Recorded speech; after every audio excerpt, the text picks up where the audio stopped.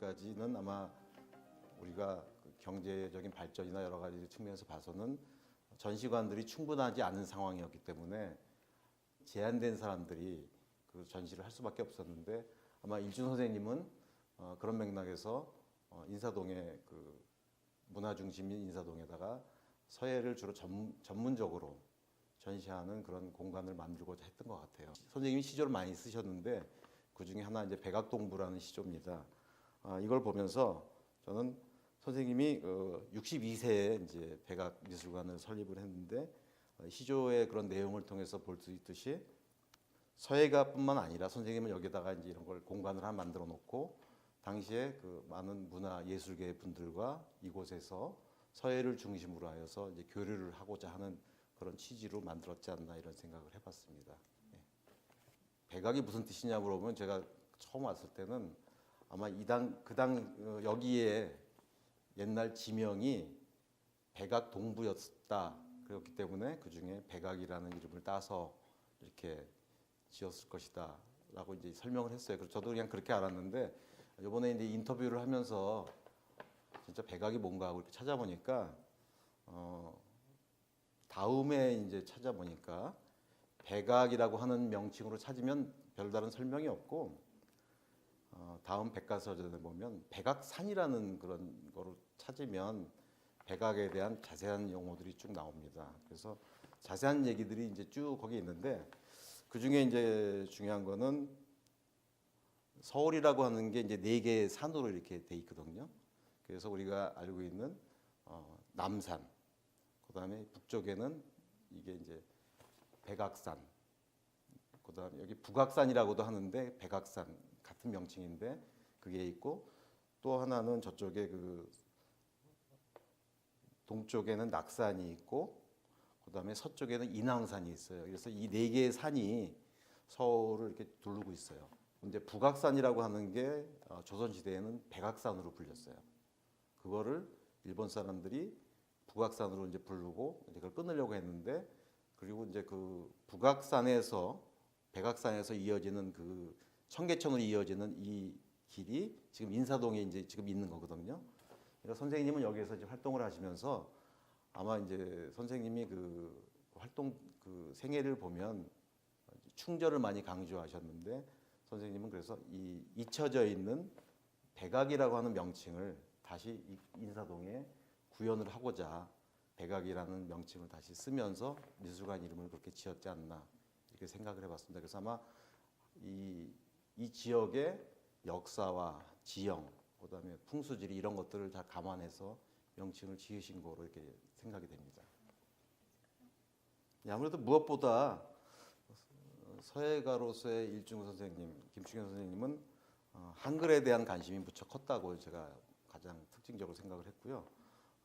구체적으로는 이제 알다시피 1942년 일제하에서 우리 글씨 쓰는 법을 만드셨어요. 그래서 이제 세상에 그걸 드러내고자 했으나 아무래도 때가 때인지라 이제 주변의 만류로 그것은 하지 못했죠.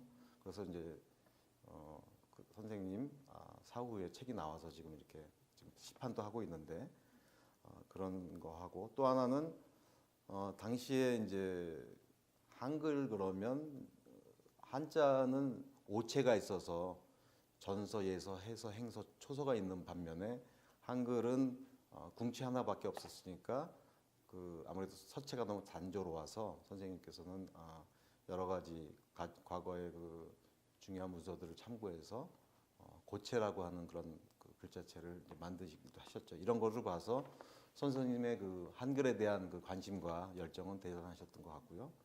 또 하나는 교육자로서의 선생님의 모습을 볼 수 있는데 선생님은 서예 교육을 위해서 상당히 많은 교재와 그 잡지도 만들어서 서예가 많이 보급되도록 많이 그 배울 수 있도록 이렇게 그런 노력을 하셨고 또 하나는 선생님이 선생으로서의 서예 선생님으로서의 역할을 위해서 많은 제자들과 후배들을 이제 양성하셨는데 동방연서회나 일중무견 이런 활동을 통해서 선생님은 서예 그 후배들 서예가들을 계속 양성하셨고 그렇게 양성된 그렇게 이제 교육받은 제자들이 지금 한국 서단에서 아주 중요한 역할을 하고 있습니다. 뭐 무엇보다도 이제 그 백악미술관을 이제 1983년도에 만들어서 서예 전문 어떤 전시관으로서 역할을 하게 한 것은 상당히 귀중한 그런 역할이었다고 생각하고 있습니다. 1차적으로는 서예 전시의 공간으로서의 그 백악미술관의 역할이 가장 본질적이고 중요한 역할이기 때문에 연중 꾸준하게 전시를 이곳에서 이렇게 진행하는 것이 제일 중요한 것 같아요. 그래서 그러면 전시가 꾸준하게 일어나려면 전시 공간이라고 하는 것이 저희가 이제 어떻게 보면 전시하시는 분들한테 파는 그분들한테 그 어필을 해야 되는 그런 거 아니겠습니까? 그래서 그런 전시 공간을 지속적으로 개선하고 그다음에 이제 어떤 그 서비스 그다음에 그런 부분들을 계속 개선하는 것이 1차적인 업무라고 생각을 하고 있고요. 그러니까 관리 유지하는 것들이 가장 본질적이고 중요한 기능인 것 같고 또 하나는 좋은 서예 전시가 열려서 서예인들의 발길이 여기에 계속 끊임없이 와서 서예인들이 여기서 계속 전시도 보고 또 서예인들이 모여서 서예에 대한 얘기도 하고 또 서로 새로운 일도 여기서 이제 뭐 도모도 할 수 있고 그런 것들이 이제 중요한 어떤 소통 공간으로서 역할도 이제 해야 하는 것이 백악미술관이 한 공간으로서의 어떤 역할인 것 같고 또 하나는 서예가들에게 어떤 도움이 되는 그런 다양한 콘텐츠 활동 같은 것들이 좀 필요하지 않느냐 이런 생각을 합니다. 그렇지만 그것은 아직은 좀 과제적으로 남아 있긴 해요.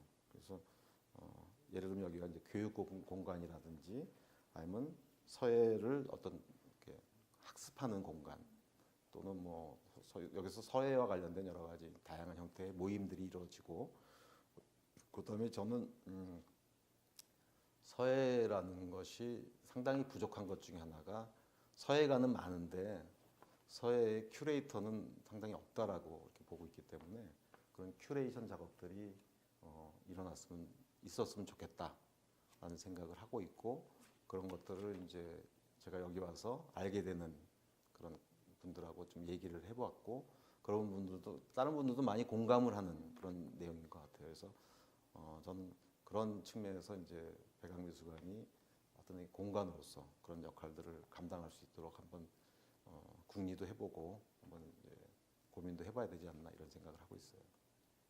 여기 있다 보면 제가 2년 6개월 동안 서예를 이제 배우거나 서예를 하는 것에 그런 부분들은 못했지만 어쨌든 이 눈으로는 공부를 많이 했죠. 벌써 그동안 보아원 전시만 뭐 엄청나게 많기 때문에 그리고 대한민국에 내노라 하는 서예가들 전시도 많이 받고 서예를 배우는 분들 전시도 많이 받고 그래요. 그래서 하는데 그걸 보면서 이제 크게 보면 서예는 지금 현대 문명 측면에서는 좀 뭔가 이 밀려나는 그런 모습이 있죠, 사실은. 그래서 이제 서예가 발달하기 어려운 여러 가지 여건들이 있는 것은 다들 인지를 하고 있어요. 그러다 보니까 제가 이제 서예계에 안타까운 거는 서예가의 인구 구조가 좀 뭐라 그럴까 이제 점점 이렇게 건전한 사회일수록 이제 피라미드형으로 돼갖고 돼야 되는데 서예는 이제 역으로 나이 드신 분들은 많고 점점 젊은 사람들은 이제 줄어드는 구조잖아요. 제가 이렇게 짧게 본 바로는 서예가 하나의 이제 산업으로 자리를 잡으려면 서예가들만 있어도 되지 않는다. 서예가는 지금 뭐 대략 등록되어 있는 서예가가 한 3,000명이라고 그러는데 그분들은 열심히 서예를 하시고 어떤 이 서예가 나름대로 하나의 그 산업으로 자리를 잡려면 관련된 여러 가지 분야들이 같이 있어야 되는데 서예가들이 현재는 그걸 다 감당하고 있는데 그것은 바람직하지 않다. 또는 이제 구체적으로는 제가 이제 뭐 여러 가지 생각을 해보는데 다 이제 머릿속으로 생각해 보는 거는 인사동이라고 하는 게 지금 많이 이제 전체적으로 변화가 있긴 한데 인사동에도 여전히 그 어떤 문화의 중심으로서 나름대로 오랜 역사를 전통을 가지고 이제 있는 곳들이 있는데 인사동 여기 이제 그 전통 보존회가 이제 뭐 그런 역할들을 하려고 있는데 제가 이제 제안하고 싶은 거는 뭐 인사동 투어 프로그램을 이렇게 한다고는 들었는데 제가 구체적으로 못 봤어요. 근데 그런 프로그램에 백악미술관이 이렇게 들어가서 뭐 왔으면 좋겠다. 그런 생각을 한번 해봤고 좀 해봤고요.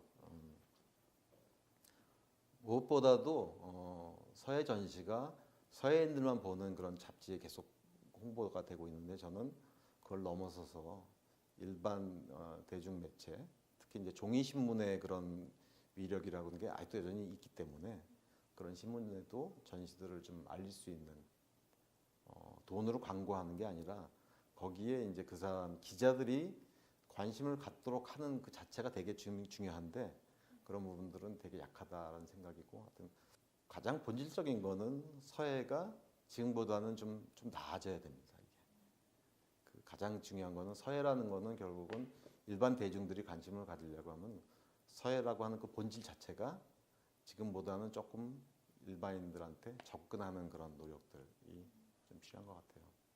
물론 이제 언론적인 얘기인데 아주 구체적인 방법들은 같이 고민하고 찾아야 되겠죠. 연중 서해 전시를 계속 꾸준히 하고 있는 그런 미술관이라는 것이 가장 특징일 것 같아요. 미술관이라고 하면 아무래도 이제 다양한 미술, 문화 작품들을 이제 하는 건데 대체적으로 저희는 한 90%는 서해를 하고 있죠. 그래서 무엇보다도 백악미술관은 연중 서해를 하는 곳이다. 서해 전시를 하는 곳이다라고 이제 하는 것이 특징이고, 뭐 알다시피 여기는 일중 한국 서단의 아주 가장 근대 서단에서 가장 중요한 인물인 일중 김충현 선생님이 만드신 곳이고, 지금 3층에는 이제 일중 서해 기념관이 있다라는 것도 하나의 특징일 수 있겠고요. 그다음에 아무래도 뭐 인사동이 다 그렇지만 접근성이나 그다음에 또 위치적으로 상당히 좀 여유 있고 그런 공간이라는 특징이 있습니다. 제가 인사동 미술관들을 몇 군데 가봤는데 뭐 이 정도 규모의 미술관은 손꼽는 것 같아요. 네, 그래서 그런 것도 있고요. 그리고 많은 이제 건축이나 이런 거 설계하시는 분들은 딱 와서 이제 보면 제일 인상적인 게 빨간 벽돌 건물이다라는 게 가장 인상적이고 아주 뭐랄까 강렬한 영향을 준다고 이렇게 느낌을 준다고 하더라고요. 그다음에 이제 여기에는 그 카페와 음식점 이런 것들이 다 같이 이렇게 한 건물 안에 있어서 그런 것들이 어쨌든 긍정적인 역할을 하는 면이 많이 있다 이렇게 생각을 하고 있습니다.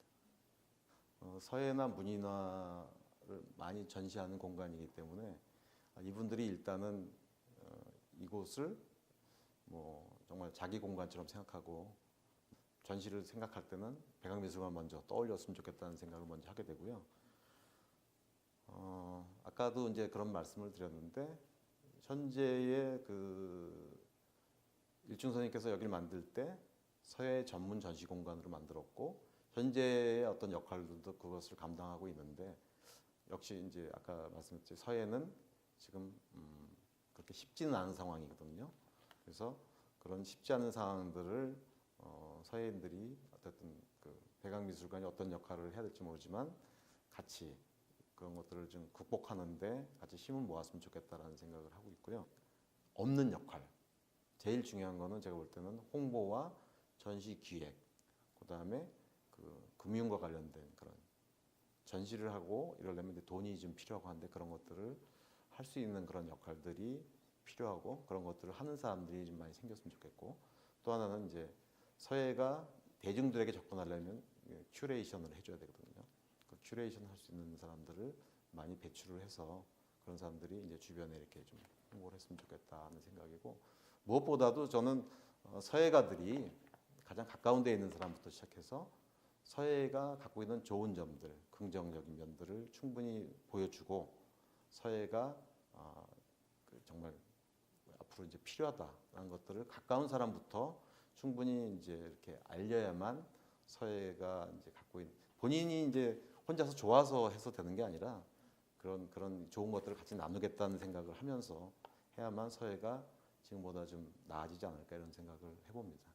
지금보다는 이제 좋아질 거라는 기대를 많이 하는 게 돼요. 뭐 확신을 가지고 있는 건 아니지만 지금보다는 이제 좋아지지 않겠냐라는 기대를 하고 그런 기대를 해야만 우리가 또 서로 힘을 내서 할 수 있다고 생각합니다. 그래서 같이 서해안 사람들 그렇게 만나면 서로 하다못해 밥이라도 한번 뭐 이렇게 차라도 한 잔, 뭐 그다음에 막걸리라도 한 잔 하면서 이렇게 그 같이 고민하면 여러 가지 뭐 지금 방법들이 좀 조금 찾아지지 않을까 이런 생각.